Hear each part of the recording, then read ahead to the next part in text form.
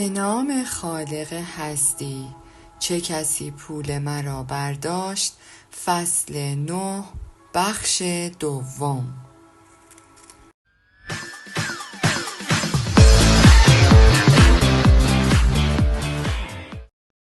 قبل از اینکه خواندن کتاب را آغاز کنم، میخواستم به خاطر گوش کردن ویدیوهای قبلی از شما تشکر کنم و از شما همراهان عزیز کانال متاترون میخواهم در صورتی که کتاب مورد نظری میخواهید خوانده شود، در قسمت نظرات هم نظرات ارزشمندتان را، همین که اسم کتابی که میخواهید خوانده شود به همراه نویسنده آن برای ما کامنت کنید.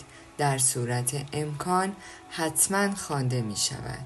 با تشکر، کانال متاترون. لطفاً لایک فراموش نشود.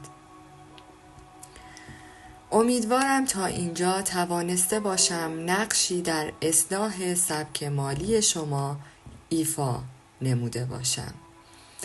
چرا هنوز ادامه می دهیم؟ سوالی که اغلب از من پرسیده می شود این است که اگر می توانم بازنشسته شوم چرا به کار کردن ادامه می دهم؟ 4 جواب برای این سوال وجود دارد. 1. جواب اول این است که من عاشق بازی تجارت و سرمایه گذاری هستم، به خصوص در املاک. احتمالاً تا پایان عمرم این بازی را ادامه می دهم. وقتی در نیمه اول بازنشسته و از بازی خارج شدم، شروع به بازی گلف کردم و خیلی زود خسته شدم. حس کردم زندگیم به هدر می رود. برای من پول فقط مثل امتیاز بازی است و من بازی را از دست داده بودم. در نتیجه بعد از 2 سال استراحت به بازی برگشتم. 2. جواب دوم این است که نگران عمیق‌تر شدن شکاف بین داشتن و نداشتن در دنیا هستم. همچنین نگران تعداد نفری هستم که قادر به بازنشسته شدن نمی باشند، زیرا بازی پول را از دست دادند، اگرچه تمام زندگیشان را کار کردند. خیلی از هم دوره‌های نسل بعد از جنگ من در کوارتر 4 بازی پول هستند و در امتیازات عقب افتادند. جواب سوم این است که افزایش طمع ثروتمندان من را اذیت می کند. خیلی از کسانی که از شرکت‌های خودشان پول می دزدند خیلی ثروتمند هستند. چطور کسی که بیشتر از 100 میلیون دلار سرمایه دارد می تواند از کارمندان و سرمایه گذارانش پول بیشتری بدزدد؟ 4. دلیل شماره 4 این است که غفلت‌های مالی در سیستم آموزشی ما باعث آسیب زدن به کشورمان می شود. اینکه سیستم آموزشی ما به غفلت از اهمیت آموزش مالی برای تمام دانش آموزان ادامه می دهد من را اذیت می کند، صرف نظر از اینکه دانش آموزی ممتاز است یا نه. ثروتمند و فقیر بعد از فارغ التحصیلی یا حتی اگر فارغ التحصیل نشوند، همه ما از پول استفاده می کنیم. آموزش مدیریت و سرمایه گذاری پول به عنوان یک مهارت زندگی مورد نیاز همه ماست. چرا نباید برنامه آموزشی صادقانه‌ای در مورد پول در مدارسمان داشته باشیم؟ اگر من مسئول آموزش مالی در مدارس کشور بودم، اولین چیزی که به بچه‌ها می‌آموختم کد مالیاتی بود. به افراد جوان یاد می‌دادم که بیشتر معافیت‌های مالیاتی به صاحبان تجارت می‌رسد. تعداد خیلی کمی معافیت مالی مربوط به کارمندان است. شاید این واقعیت جوانان بیشتری را به تأسیس شرکت تشویق کند که ایجاد شغل می کند و اقتصاد جهانی را رشد می دهد، مثل هنری فورد، دیک راگ، بیل گیتس، مایکل دل، رابرت مودیخ و ریچارد بنسون. بعد از بردن هم امکان شکست دارید. یکی از دلایل اهمیت داشتن بازی پول این است که بعد از بردن شما می توانید بازنده باشید. به عنوان مثال در یک بازی فوتبال آمریکایی نتیجه در نیمه بازی 14-24 است. اگر تیم بازنده امتیاز نگیرد در آخر بازی همچنان 14 امتیاز دارد و بازی را می بازد. حتی ممکن است در آخر بازی نتیجه 14-48 شود. بازی پول متفاوت است. دوباره مثال فوتبال را میزنم. شخصی میتواند امتیاز 14-24 را در نیمه بازی به دست آورد، اما برخلاف فوتبال در آخر بازی امتیازش 0-24 شود. به عبارت دیگر آن شخص میتواند در کوارتر دوم بازی مالی با امتیاز روی تابلو برنده شود، ولی تمام امتیازش را در کوارتر چهارم از دست بدهد. قبل از سقوط بازار سهام خیلی از مردم ممکن است از لحاظ مالی برنده باشند، می توانند روی کاغذ میلیونر باشند، ولی بعد از سقوط آنها می بینند چطور امتیازی که در یک کوارتر کسب کرده اند در کوارتر دیگری از بین می رود. خیلی از افراد نسل بعد از جنگ و همدوره‌ای های من در کوارتر چهارم زندگیشان هستند، ولی چیزی برای نمایش سالهای کاریشان ندارند. خیلی ها به حرف مشاور مالیشان گوش می دهند که می گوید سرمایه گذاری طولانی مدت انجام دهید. مشکل این مشاوره این است که آنها در کوارتر چهارم بازی پول می باشند. چیزی که باید از آن استفاده می کردند از بین رفته است. خیلی ها که بازی را در نیمه برده بودند در کوارتر چهارم شکست خوردند. گزارشی خواندم که می گفت امروز 2/3 مردم در سن 65 سالگی به بالا می باشند. امید به زندگی وقتی تامین اجتماعی برقرار شد بیشتر بود، ولی سن بازنشستگی همچنان بین 65 تا 67 می باشد. خلبانان شکست می‌خورند. من بعد از فارغ التحصیلی در سال 1969 به جای کشتیرانی داوطلب نیروی دریایی ایالات متحده شدم و به دانشگاه خلبانی بین سالهای 1969 تا 1974 در پناسکوا، فلوریدا رفتم. به جای افسر کشتی خلبان نظامی شدم. خیلی از افراد نیروی دریایی خلبان شرکت هوایی شدند و برای دلتا یونایتد آمریکا، اینسترن، وسترن، TWA، نورثوست و شرکت هوایی ایالات متحده پرواز کردند. خلبان شرکت هوایی تجاری در سال 1970 و داشتن حرفه‌ای با درآمد خیلی بالا فریبنده بود، ولی دوباره زمان گذشت و همه چیز عوض شد. امروز همانطور که می‌دانید برخی از شرکت‌های هوایی در لیست بالا دیگر کار نمی‌کنند یا ورشکسته شدند. امروز خیلی از آن خلبانان یا حقوق بازنشستگی ندارند یا مقدار آن به طور قابل ملاحظه‌ای کم شده است. در سال 2003 بخش ویراستاری مجله وال استریت داستانی با نام بیشتر کارگران در تاریکی بیخبری از سلامت حقوق بازنشستگیشان می باشند. مقاله با این مطلب شروع شد. برای میلیون‌ها کارگر آمریکایی موضوع کم بودن حقوق بازنشستگی حیاتی تر از سلامت بودن برنامه حقوق بازنشستگی آنهاست، ولی شرکت‌ها مبارزه موفقی را برای نگهداری اطلاعات قاطع خود در مورد برنامه حقوق بازنشستگی به صورت یک راز به راه انداختند.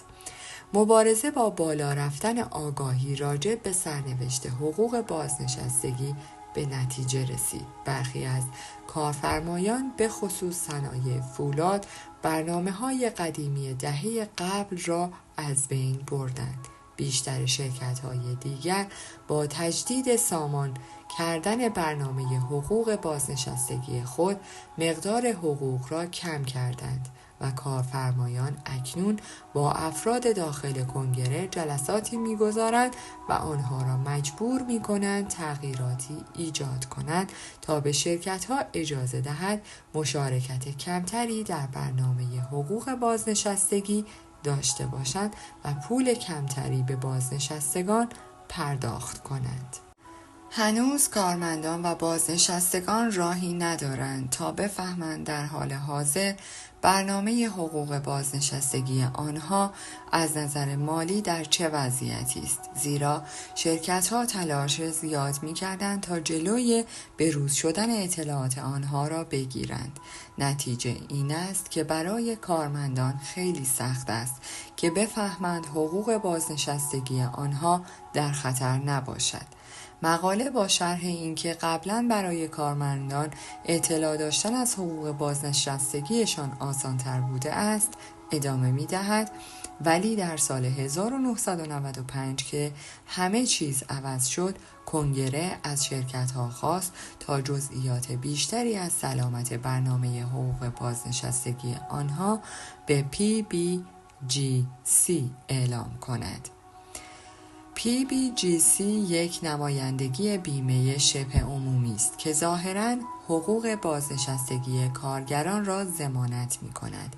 برای همین PBGC برای ضمانت منافع شرکت برقرار شده است.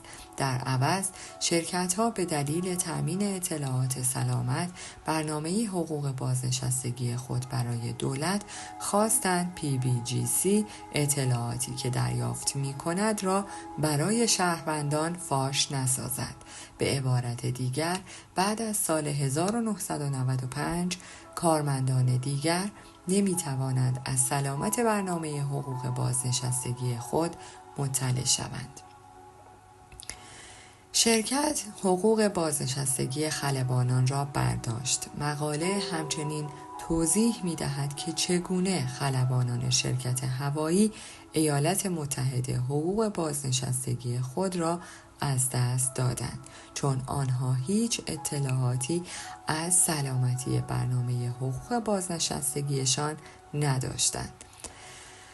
در 31 مارس گروه شرکت‌های هوایی ایالات متحده برنامه حقوق بازنشستگی 7000 خلبان فعال و بازنشسته را قطع کردند. یعنی ناگهان 7000 خلبان تمام پولی که در برنامه بازنشستگی گذاشته بودند را از دست دادند. شرکت خطوط هوایی ایالات متحده 387 میلیون دلار پول از سود حقوق بازنشستگی که متعلق به خلبانان بود به جیب زد. آنها این مورد نبود. خیلی از شرکت‌ها تاکتیک مشابهی به کار بردند و پولدارتر شدند و کارگران را از کل حقوق بازنشستگیشان محروم کردند. بنابراین سوال این است حقوق بازنشستگی شما چقدر امنیت دارد؟ اگر PBGC به شما نگوید چطور خواهید فهمید؟ گذر زمان برای هیچ کس صبر نمی کند. مقاله مجله وال استریت می گوید چطور بعضی از بازنشستگان با از دست دادن حقوق بازنشستگیشان تاریخی شده اند. بازنشستگان از کار افتاده صدمه بیشتری خواهند دید، زیرا آنها حقوق اضافی از کار افتادگی که با حقوق بازنشستگیشان حساب میشد را هم از دست دادند. هوگ گرینوند که در سال 1997 بازنشسته شده است، $2000 حقوق ماهیانه از کار افتادگیش را از دست داد، چون مکمل حقوق بازنشستگیش بود و یک جا جمع شده بود. همسر آقای گرینوند دوباره سر کار رفت و خلبان سابق در سن 67 سالگی هم مجبور بود این کار را انجام دهد. وقتی اندازه‌گیری بازی پول پدر پولدار را برای زندگی آقای گرینوند به کار می‌بندد، از بیشتر طرق او در انتهای کوارتر چهارم برنده است. ناگهان به خاطر تغییر در اقتصاد دنیا او باید با تقریباً هیچ دوباره بازی را شروع کند، در حالی که فرصت چندانی هم ندارد. آیا برای تمام عمر کار خواهید کرد؟ وقتی در کوارتر اول زندگیم از لحاظ مالی در تقلا بودم، از پدر پولدار پرسیدم چه اتفاقی برای کسانی که در خاتمه کوارتر چهارم هیچ چیز ندارند میافتد. او به سرعت گفت به اتمام وقت بازی می روند. به عبارت دیگر باید باقی عمرشان را هم کار کنند که اگر قادر به کار کردن باشند خیلی بد نیست. در حقیقت باور دارم کار کردن ما را سالمتر، شادتر نگه می دارد. می دانم چون در سن 47 سالگی بازنشسته شدم و فهمیدم کار نکردن موجب افسردگی است. برای همین به کار کردن ادامه می دهم.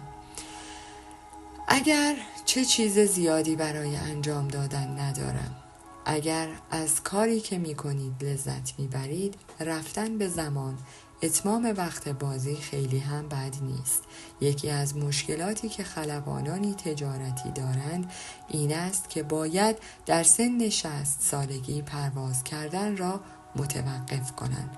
پیشنهاد می دهم اگر با شرایط مالی مواجه شدید که مجبور بودید مدت طولانی کار کنید، شغلی را انتخاب کنید که از آن لذت ببرید. به عبارت دیگر مثل برخی از همکلاسی های من نباشید که خلبانان پیری هستند و هیچ حرفه دیگری ندارند و به یاد داشته باشید حتی اگر امروز احساس سلامتی و قدرت می کنید، زمانی می رسد که باید بازی کار کردن تمام شود و واقعا نیاز دارید بازنشسته شوید و کاری انجام ندهید و بدانید کار نکردن گران است.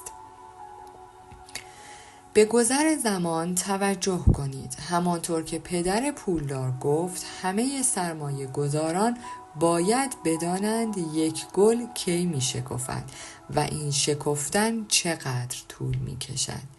یعنی همه سرمایه گذاران باید به زمان توجه کنند. همانطور که نسل من فهمیدند آنچه برای نسل پدر و مادر ما کارساز است برای ما کار نمی کند. یعنی هر سرمایه گذاری باید به چرخه ها توجه کند. میلیون ها نفر از نسل بعد از جنگ به سادگی میلیاردها دلار از دست دادند، زیرا به حرف فروشنده ها گوش کردند و نظاره‌گر چرخه ها نبودند. امروز همه ما می‌دانیم بعد از توسعه های عظیم بازار سقوط وجود دارد. درست مثل این که همه ما می‌دانیم بعد از زمستان بهار می‌آید و بعد از پاییز زمستان. حتی با زندگی در هاوایی که کل سال تابستان است هم از تغییرات فصول آگاه هستیم. همچنین می‌دانیم در تابستان امواجی که به کنار جنوبی دریا می‌رسد بلند هستند و در زمستان امواجی که به کناره شمالی می‌رسند بلند می‌باشند.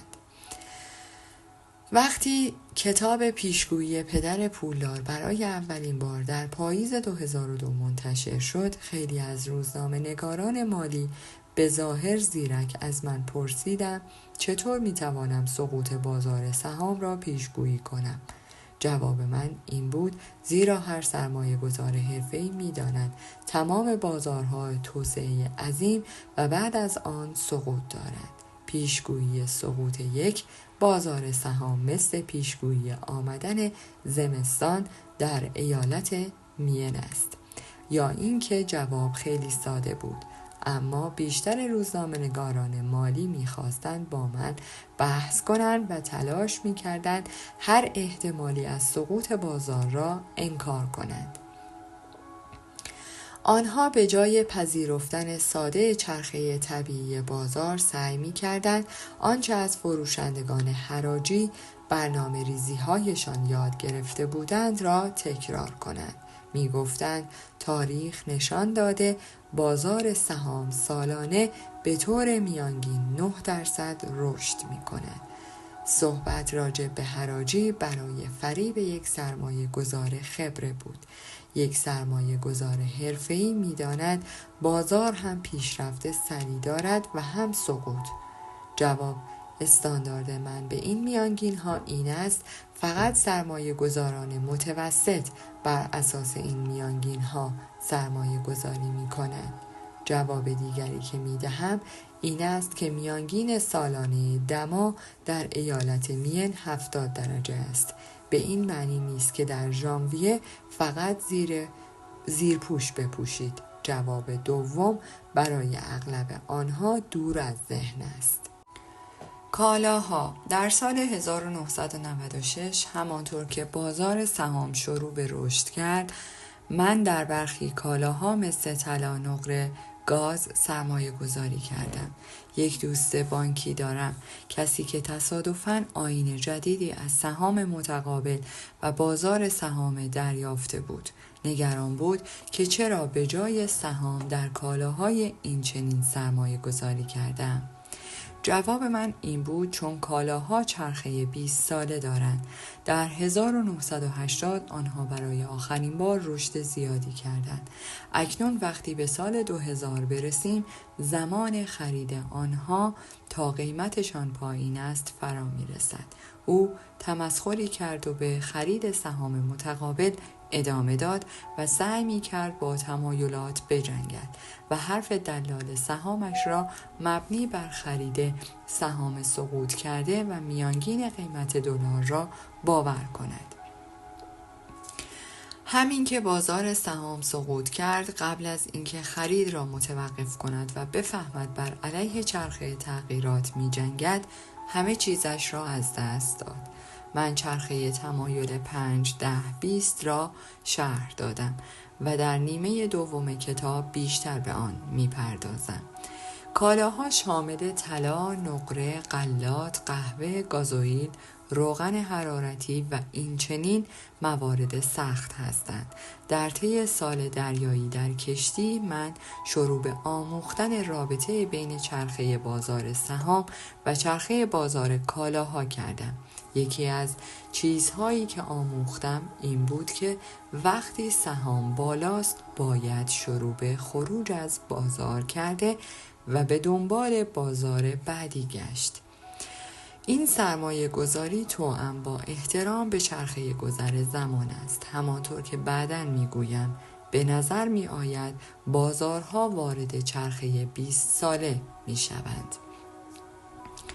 در سال 1973 بازار سهام به بازاری تبدیل شد که سهام در آن ارزانتر از قیمت واقعی فروخته می شد. این حالت بازار 10 سال طول کشید و در سال 1983 که بازار کالاها سقوط کرد، بازار سهام شروع به برگشت به حالت قبل کرد، به بالاترین نرخ رشد در سال 2000 رسید. همانطور که بازار رشد می کرد، خیلی از سرمایه گذاران باهوش وارد بازار کالا شدند. چرا؟ چون به نظر می آمد چرخه‌ای که گذر زمان آن را به وجود می آورد در حال رخ دادن است. بنابراین چه کسی پول سرمایه گذاران سهام متقابل را برداشت؟ دلالان بازار سهام یا گذر زمان؟ گوی شیشه‌ای. اگر می‌خواهید به داخل گوش شیشه‌ای نگاه کنید، فقط لازم است آمار را مطالعه کنید.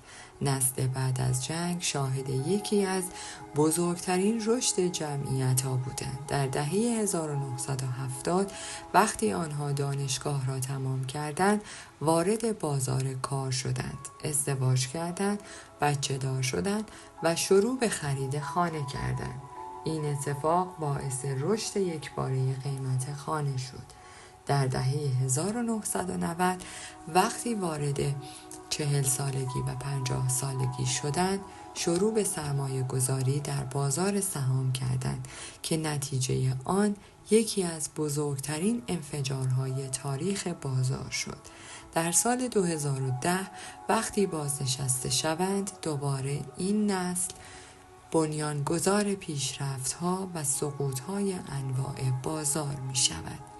سوال این است: این نسل به کجا خواهد رسید؟ می توانید تصور کنید در سال 2030 به کجا می رود؟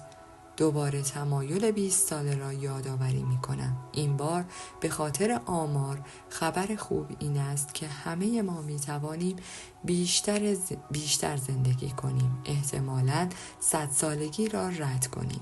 این اتفاق باعث رشد سریع دیگری می شود. اگر بخواهیم ثروتمند شویم، باید بدانیم کجا توسعه عظیمی اتفاق می افتد و کجا سقوط در پیش است. اگر آمارها را ببینید، مثل این است که داخل گوی شیشه‌ای را دیده اید. وقتی کتاب پیشگویی پدر پولدار را نوشتم، داخل گوی شیشه‌ای را دیده بودم که همان آمارها بود.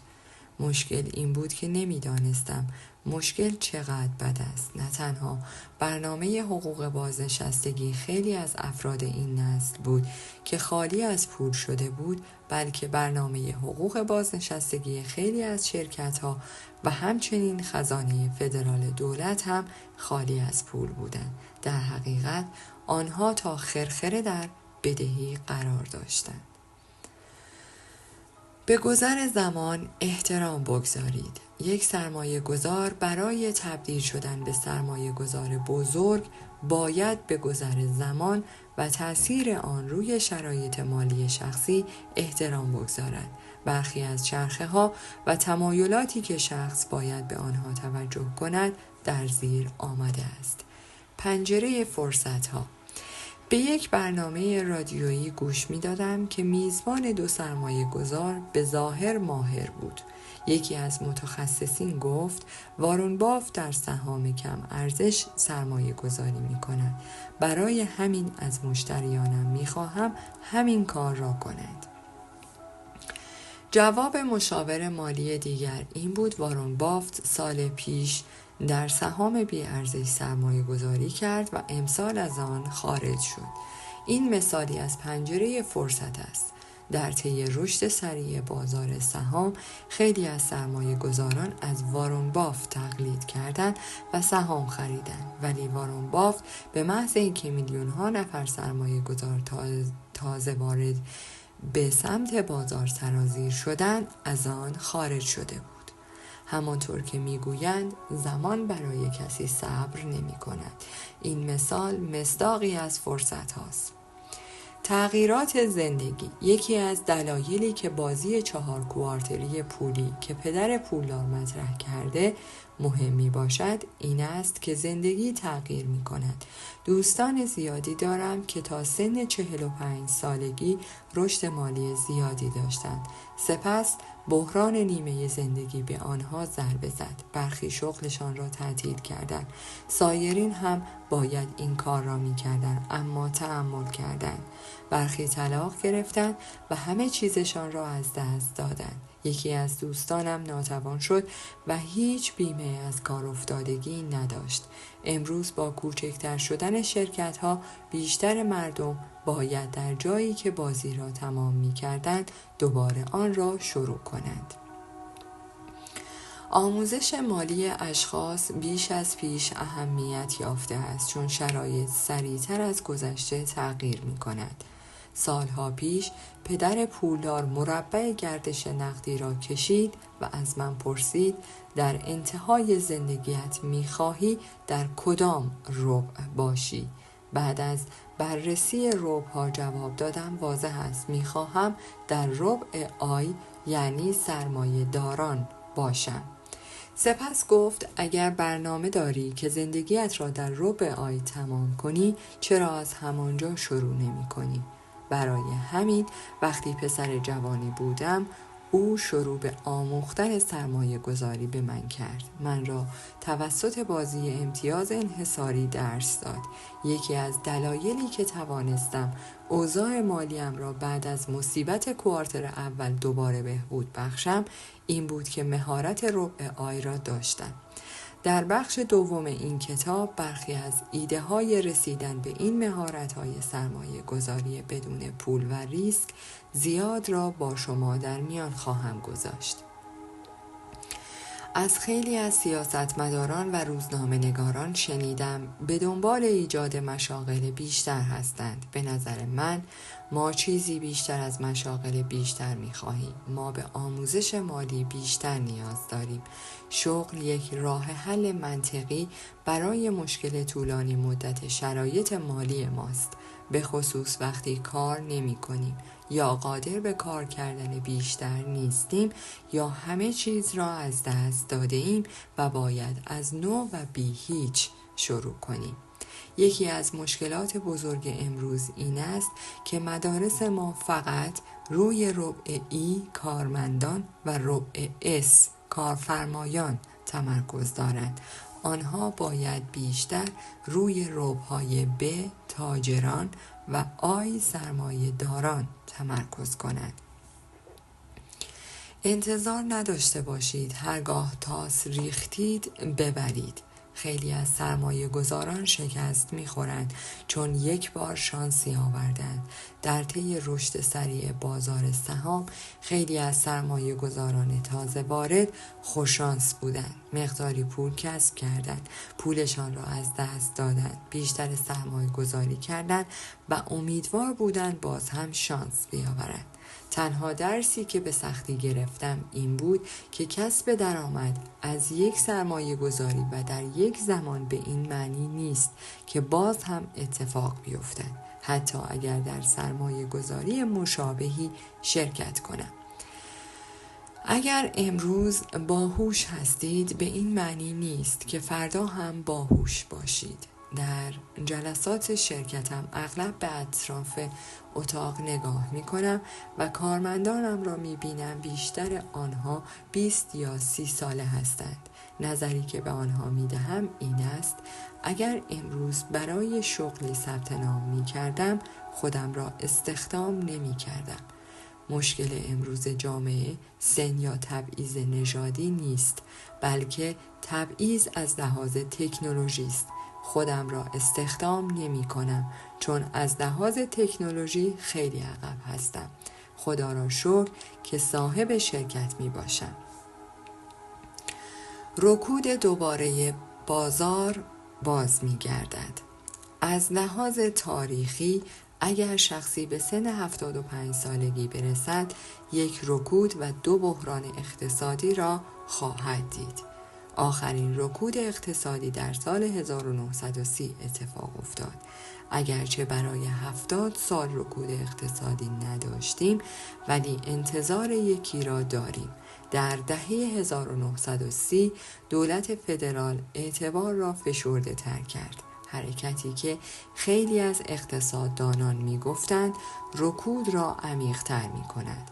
با درس از آن اشتباه در سال 2001 سیلی از خزانه به بازار با پول راحت و اعتبار ارزان روانه شد. امروز اقتصادی داریم که هم مردم پولدار و هم مردم بی پول دارند. امروز سرمایه گذارانی با قدرت سرمایه گذاری میلیونی و همزمان افراد بیکاری داریم که برای غذا صف کشیدند. اگر رکود جدیدی در راه باشد می‌خواهید در کدام دسته باشید؟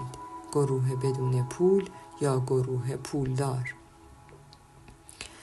زمان و پول. یکی از دلایلی که ثروتمندان ثروتمندتر می‌شوند این است که دستمزد کارگران با زمان پیش نمی‌رود. نیویورک تایمز مقاله‌ای نوشت که افزایش متوسط دستمزد کارگران را با مدیران ارشد مقایسه کرد. این مقاله می‌گوید در حالی که میانگین دستمزد کارگران از سالانه $32,522 در سال 1970 به $35,864 در سال 1999 رسید، یعنی افزایش 10% در مدت 29 سال.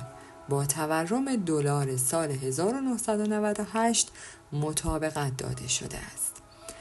در همین زمان میانگین دستمزد واقعی 100 مدیر ارشد برتر از 3.1 میلیون دلار در سال به 5.37 میلیون دلار رشد کرد. به عبارت دیگر در حدود 30 سال حقوق پرداختی کارگران 10% و حقوق مدیران ارشد 2800%